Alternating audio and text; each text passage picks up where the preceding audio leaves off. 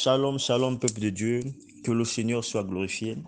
Alors, toi qui m'écoutes à cet instant, que le Seigneur manifeste sa gloire. Alors, je viens te dire simplement d'être connecté. Si ce message vient à toi, c'est parce que Dieu veut te parler. Si ce message vient à toi, c'est parce que Dieu veut t'interpeller quelque part. Alors, je veux juste que tu sois connecté et que tu prends de ton temps, n'est-ce pas, pour écouter ce message. Parce que je sais et je crois que ce message te fera du bien.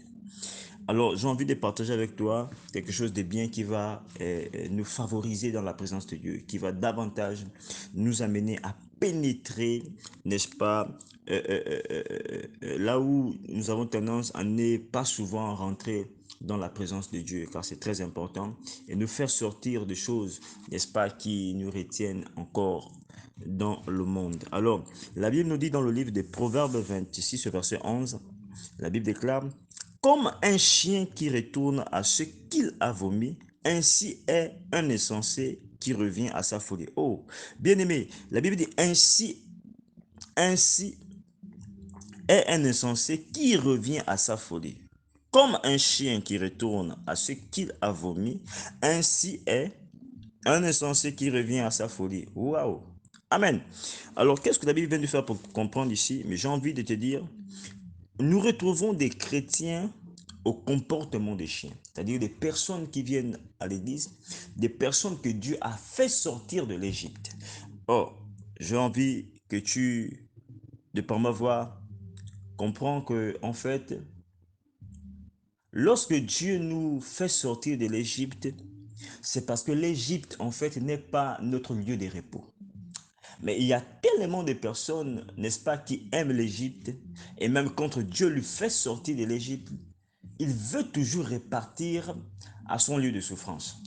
Oui, là où tout était difficile pour lui, là où tout était compliqué pour lui. Et nous avons tendance à repartir vers nos vomis. Oui, bien-aimé, Dieu a pris de son temps pour te faire sortir quelque part. Oui, tu étais dans des choses compliquées. Oui, tu vivais dans des choses compliquées. Ici, ce message est pour tout le monde, les hommes de Dieu, tout le monde, que ce soit les païens, je dis tout le monde. Bien-aimé, nous avons tendance à repartir dans nos vomis. Ce que tu avais abandonné, ce que tu avais délaissé. Mais aujourd'hui, tu te retrouves à ça. Mais vous savez une chose, là où nous revenons le plus souvent est la partie qui nous attire, la partie qui nous réclame. Parce que même spirituellement, il y a des gens qui sont sortis d'un quartier, mais ce quartier leur réclame. Il y a des personnes qui sont sorties d'une maison là où ils le louaient, mais cette maison le réclame. Il y a des personnes, n'est-ce pas, et qui ont posé leurs pieds dans des endroits, dans des milieux, mais ces milieux leur réclament. Oui, bien-aimé. Il y a des endroits qui t'appellent toujours. Il y a des milieux qui te réclament toujours. Mais je viens te dire, écoute, quand Dieu te fait sortir quelque part, vous allez voir avec Abraham, Dieu a demandé à Abraham de sortir de la maison de son père. Oui, parce que là, à l'intérieur, il y avait des choses. Écoutez, Abraham n'est plus revenu parce qu'Abraham avait compris. Oui, bien-aimé, quand Dieu te fait sortir du vol, il te fait sortir du mensonge, il te fait sortir de la tricherie, bien-aimé dans le Seigneur, parce que Dieu sait que le vol, la tricherie, le mensonge, toutes ces choses peuvent nuire à ta vie.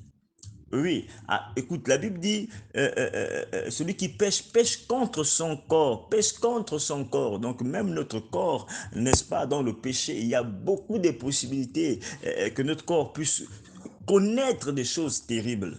Et Dieu, qui nous aime tellement, il te dit par ma voix, ne répare pas tes vomis. Oui, nous avons des hommes de Dieu qui repartent à leur vomi. Nous avons des chantres qui repartent à leur vomi. Nous avons des batteurs, des musiciens qui repartent à leur vomi. Nous avons beaucoup de nos pères qui repartent dans leur vomi. Oui, assurément, tu n'es peut-être pas chrétien, mais je suis en train de parler à ta vie.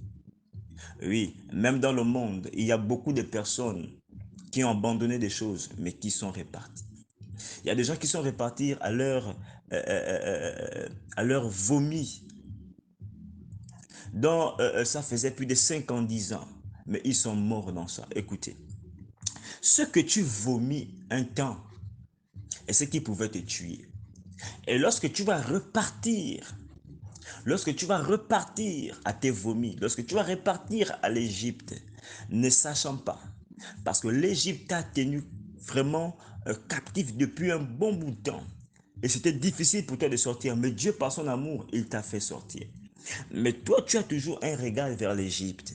Écoute, quand Dieu veut t'amener à Canaan, parce que Canaan est un lieu de repos, parce que Canaan est un lieu de grâce, parce que Canaan est un lieu de bénédiction. Donc fais attention à tes vomis, parce que tes vomis peuvent être l'arrêt de ta vie. Tes vomis, n'est-ce pas, peut être la maladie que tu n'as jamais eue. En repartant dans le sexe que tu avais abandonné depuis, assurément la mort t'attend là-bas. En repartant dans le chanvre que tu avais abandonné, assurément la mort t'attend là-bas. En repartant dans la drogue, oui, tous ces stupéfiants-là, oui, assurément lorsque tu vas repartir bien-aimé, tu peux trouver la mort. Quand Dieu te fait grâce de sortir de quelque part, bénis Dieu et ne répare pas. Parce que derrière, la mort peut être là. Le chaos peut être là. La chute totale peut être là. Donc, bien aimé, quand Dieu a pris de son temps, oui, pour te faire sortir, pour t'enlever, là où tout était compliqué, assurément ton problème c'est les femmes. Assurément ton problème c'est les hommes. Assurément ton problème c'est sortir avec les femmes des autres, de sortir avec les maris d'autrui, de sortir avec des hommes mariés, de sortir avec des femmes mariées. Jusqu'à quand vas-tu continuer dans ces choses? Tu es sûr que Dieu ne t'a pas créé pour avoir ton homme. Tu es sûr que Dieu ne t'a pas créé pour avoir ton mari. Que tu vas dépendre toute une vie à être avec les maris des autres. Ce message est pour toi. Je t'en supplie, Dieu est en train de me dire de sortir totalement de ces choses. Tu t'étais même dit avant que je ne devais jamais faire cela. Mais aujourd'hui, c'est toi qui es dans ces choses. Oui, assurément même tu avais abandonné, mais tu es reparti à tes vomis. Écoute, peut-être que cet homme-là, qui, n'est-ce pas, est marié, tu avais peut-être décidé avant d'arrêter. Mais aujourd'hui, tu te retrouves encore avec cet homme marié. Tu te retrouves encore avec cette femme mariée. Bien-aimé dans le Seigneur, il faudrait que tu saches une chose. La femme de l'autre, le mari de l'autre, bien-aimé, lorsque tu commences à rentrer dans ces choses, lorsque tu commences à repartir en Égypte, lorsque tu commences à repartir dans tes souffrances, sache que tu vas payer le prix de tout ce que tu fais. Parce que cette femme qui a duré avec cet homme pendant 10 ans, pendant 15 ans, et toi tu viens t'amuser dans une relation, et que tu sais même que cette relation qui ne va jamais aboutir, mais toi tu es là. Tu sais les souffrances que cette femme vit. Demain après-demain, tu vas être le premier, tu vas être la première à dire non, non, non, non. Cette fille qui est avec mon mari, cet homme qui est avec mon mari, waouh, vous voyez que ça fait mal donc, mais c'est toi qui es dans ça depuis. C'est toi qui écoutes la parole tous les jours, mais c'est toi qui es avec les maris des autres. C'est toi qui écoutes la parole tous les jours, c'est toi qui es avec les femmes des autres. C'est toi qui écoutes la parole tous les jours, c'est toi qui continues à voler même à l'église. C'est toi qui continues à escroquer les frères et les sœurs dans les assemblées. C'est toi qui continues à faire tout un boucan dans des églises. C'est toi qui viens, qui sort avec des chantres, qui fait des choses compliquées. Écoute, quand Dieu t'avertit, quand Dieu te parle, il faut faire attention. C'est ton temps de repentance, il faut te repentir. C'est ton temps de conversion parce que assurément, tu n'es pas encore converti. Le fait d'aller à l'église ne révèle pas véritablement que nous sommes convertis parce que les choses que tu fais peuvent prouver encore que tu es loin de la conversion. Oui, bien-aimé, le Seigneur est en train de t'interpeller.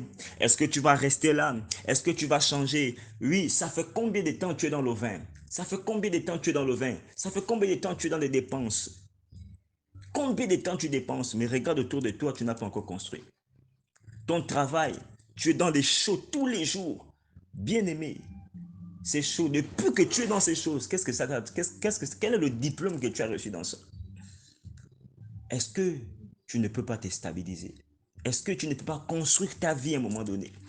Les amis qui sont avec toi ne sont là juste parce que tu, n'est-ce pas, as quelque chose.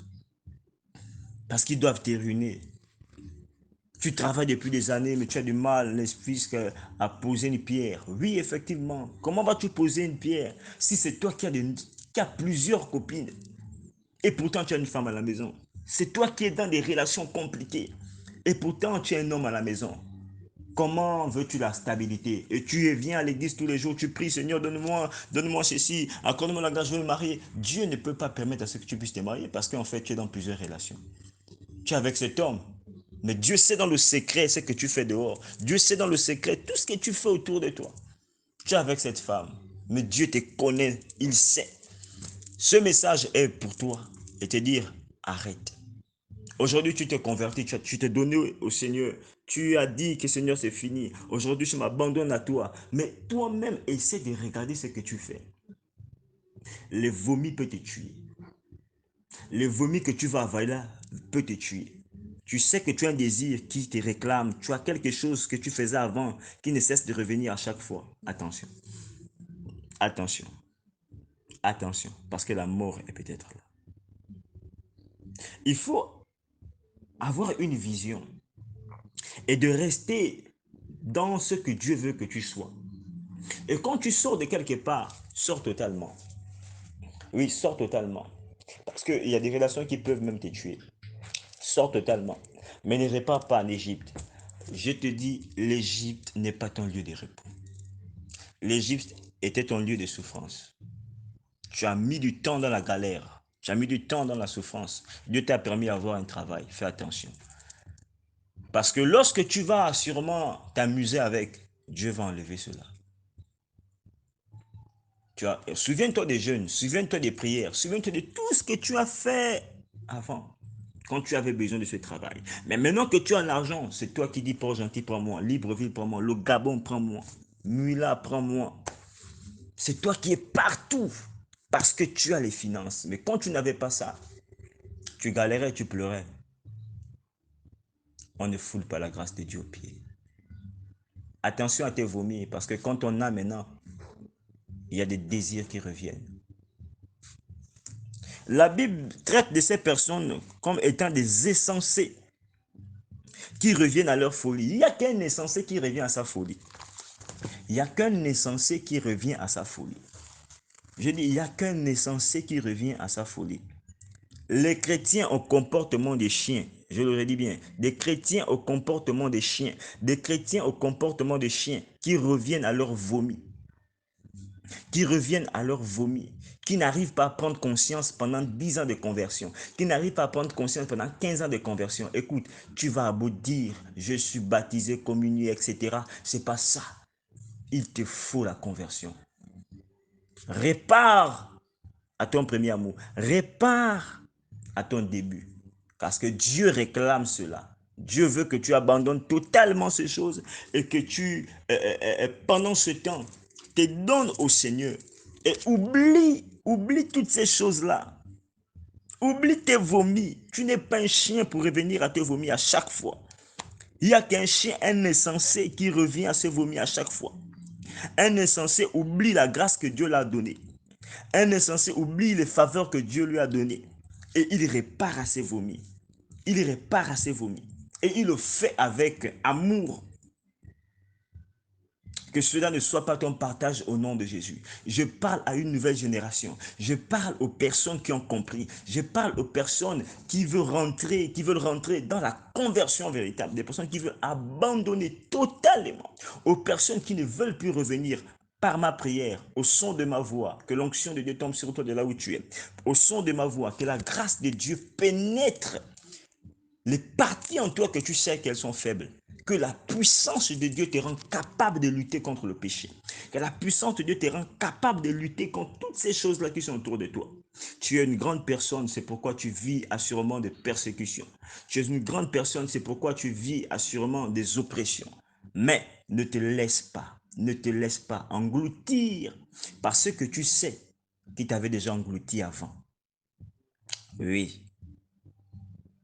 que la grâce et la faveur de Dieu soient ton partage. Toi qui écoutes ce message, que Dieu t'aide, que Dieu te fortifie à sortir totalement, à ne plus revenir à tes vomis. Que par cette prière, que la puissance de Dieu se manifeste dans ta vie. Et que tu sois un homme maintenant régénéré par l'évangile, régénéré par la parole, régénéré, oui bien-aimé, par la puissance de Jésus-Christ dans ta vie.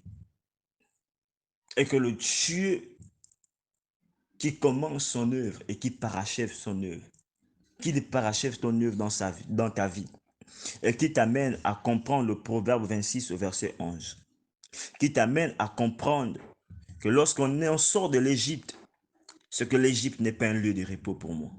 Si Dieu m'amène vers Canaan, c'est que Canaan est mon lieu de repos, mon lieu où coule le lait et le miel. Oui, et que tu arrives à comprendre qu'il y a des chrétiens en comportement de chiens. Et nous les retrouvons beaucoup à l'église. Dieu est fatigué. Et il te dit, de par ma voix, répands-toi, toi qui es dans ces choses. Reviens à Jésus et abandonne ces choses totalement. Maintenant, je vais terminer par en disant, lorsqu'on vit des oppressions, des attaques, toutes ces choses, c'est parce que, assurément, il y a des grandes choses autour de nous. Vous savez, même quand Dieu t'accorde le travail, pour que cela soit interrompu, le diable crée des choses. Il va même amener des anciennes personnes qui étaient avec toi. Des anciennes relations dont tu étais avant. Ces femmes, ces hommes reviendront. Juste pour te faire sortir de la grâce de Dieu. Et le but dans ce temps, c'est que le diable exerce afin de faire sortir les chrétiens de la présence de Dieu, afin de faire sortir les oints de Dieu de la présence de Dieu, afin de leur égarer, de leur amener loin de ce qu'ils pourront recevoir comme cadeau de Dieu en ce temps. Alors merci, que le Seigneur te bénisse, toi qui as pris le temps d'écouter ce message. Peu importe le pays là où tu es, peu importe la nation, peu importe la ville, le quartier là où tu te trouves actuellement, dis simplement Amen et tu reçois l'onction qui est liée, n'est-ce pas, à ce message. Que le Seigneur te bénisse au nom puissant de Jésus-Christ. Amen.